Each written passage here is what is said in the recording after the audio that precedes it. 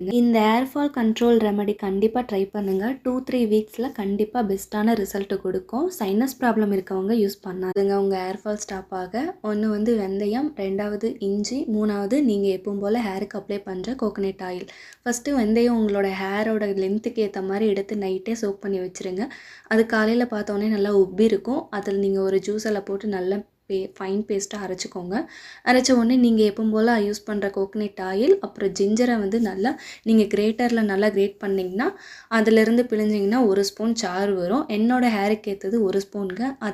எல்லாம் ஆட் பண்ணி நல்லா மிக்ஸ் பண்ணிக்கோங்க. மிக்ஸ் பண்ண உடனே நீங்கள் வந்து ஸ்ட்ரெயிட் ஸ்கேல்ப்பாக எடுத்துக்கோங்க. அப்போ தான் 2 சைடு ஈவனாக இருக்கும். நீங்கள் ஸ்கேல்ப்பில் ஒவ்வொரு லேயராக எடுத்து அப்ளை பண்ணிக்கோங்க.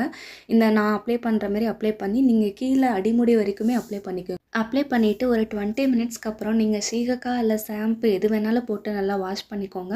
வாஷ் பண்ணிவிட்டு நல்லா ஹேரை ட்ரை பண்ணிடுங்க. ட்ரை பண்ண உடனே உங்கள்